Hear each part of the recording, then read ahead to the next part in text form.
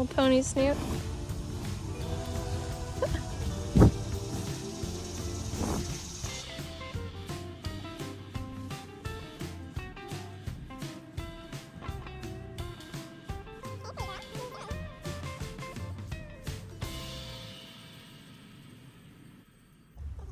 So this is from the second week that I was working with Ripley.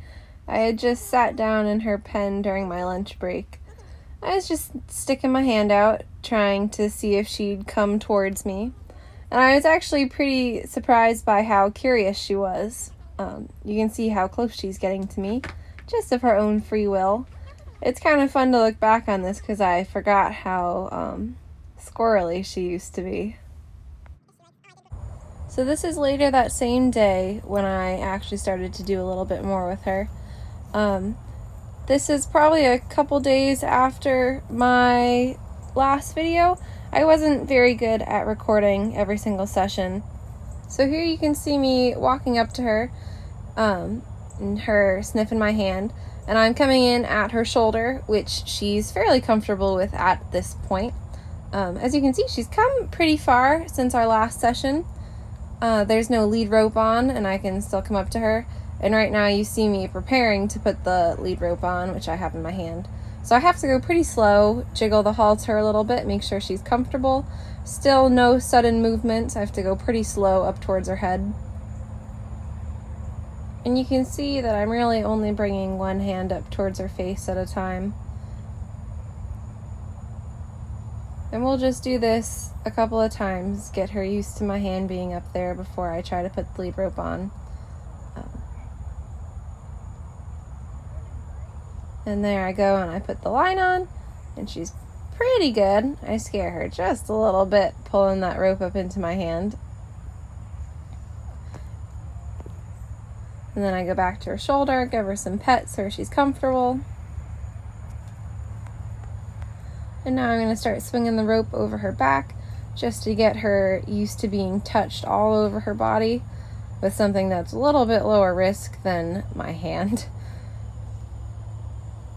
And she's pretty good for that. You can see her body language is still pretty tense, but she accepted it. And now I'm just trying to get her to move forward off of halter pressure, which, as it turns out, is a little bit of our nemesis. Ripley has the tendency to lean into pressure. Now there you can see I ask first with my hand forward, and then I bump the halter, and then if there's no response, I'll swing that line behind me and bump her on the side. And we get some pretty good steps here. Hand up to halt, and body language leans back to tell her to slow down. I give her a pat because she's a good girl. And there we go. I didn't have to use the rope for encouragement. And I honestly could be a little bit clearer with my body language here.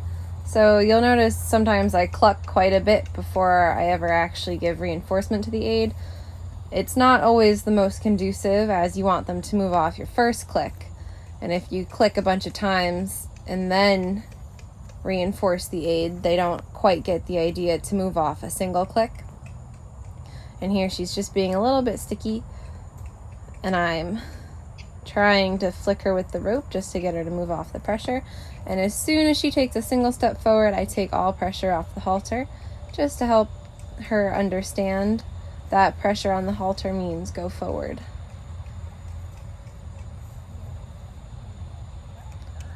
You can see me not always being the cleverest with my left hand, as I am a righty. And give her some pats.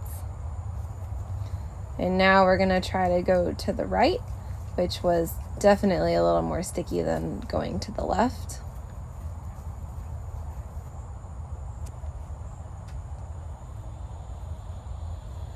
And there you can see a little bit of a mistake on my part. I kind of gave up a little bit and said, okay, let's just go to the left because you're good at that. And then we do another halt, which she is quite good at. Her stops are pretty good. And there you can see hand forward, pressure, and it takes her a second again to move off it.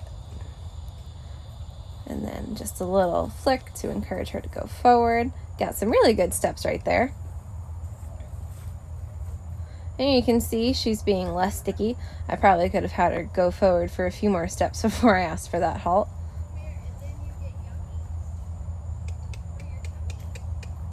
As you can see, she anticipated the halt just a little bit because we had been doing a couple steps and then a stop.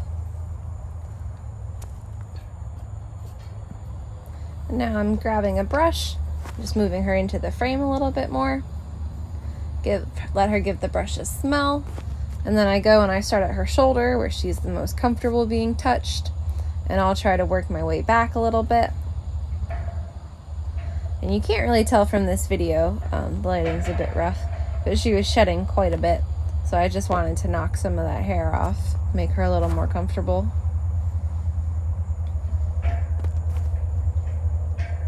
And she's pretty good about it.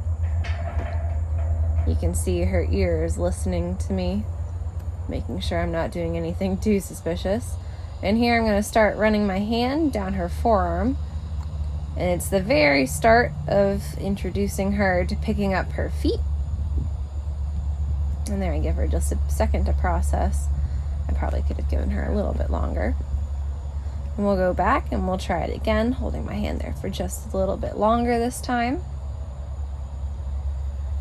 And again, it makes her a little bit nervous, but she's pretty good for it.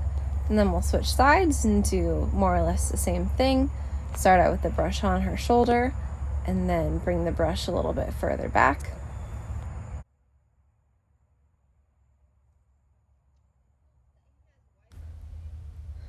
And here you can see me looking a little bit distracted. It's because I'm chatting with Elisa, who's just over in the other pen with Escher.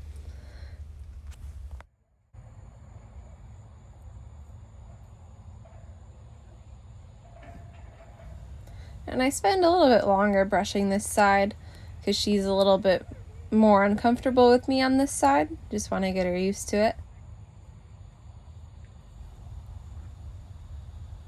Go back to her shoulder.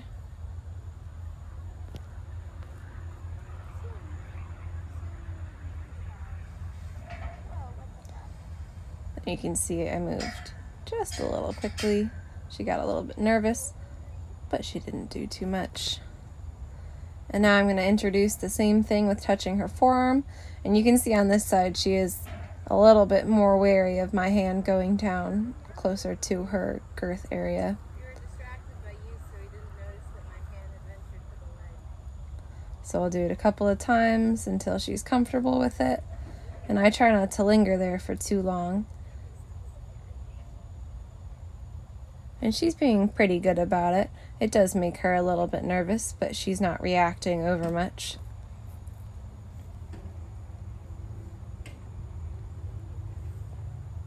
Now I'll go back to this side, give her a pat on the shoulder. And now we're starting to practice for when I take the halter off. You can see I have the lead rope looped a little bit in my hands, and I brought it up towards her head, almost in the motion you would make to put a halter on. And then, as you can see, she walked away. It made her just a little bit nervous, those two hands coming up towards her face. Also, I apologize for how difficult this is to see. We had finished the barn a bit late, so we didn't get to the Mustangs until it was almost sunset.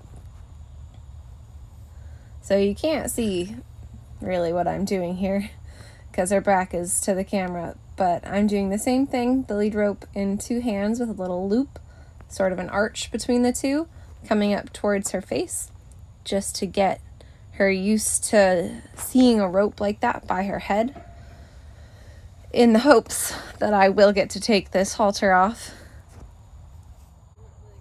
So I have the halter still looped in my hand, and I'm showing it to her, and she is a little bit wary of it. And now I'm just trying to bring the loop over her nose, just a little bit. And I think that's as far as I try to take it today. And I try to be pretty patient with this, take my time. And my goal is really just to go over her nose just a little bit. And then as soon as she's okay with that, I'll take it away and I'll give her a good pat. And then we'll try again. And you can see she turns her head away. And I just keep it there, keep trying. The sooner that we figure this out, the sooner it'll come off her face. Oh, yeah. At least she lets us do the lead rope. That's a big deal.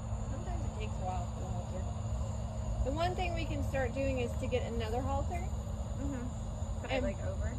Yeah, and so that's what I do is I'll practice putting on a halter while they have a halter on. Yeah. So there, Lisa just suggested taking a second halter and putting it over this halter as a way to introduce her to taking the halter off.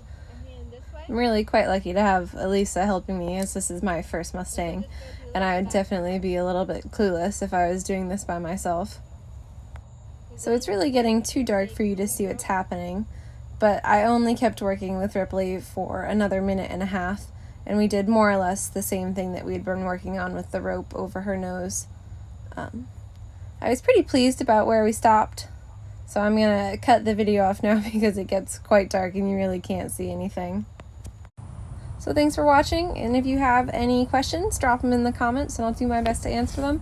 And hopefully I will get my next video out in a little less time than it took me to get this one out.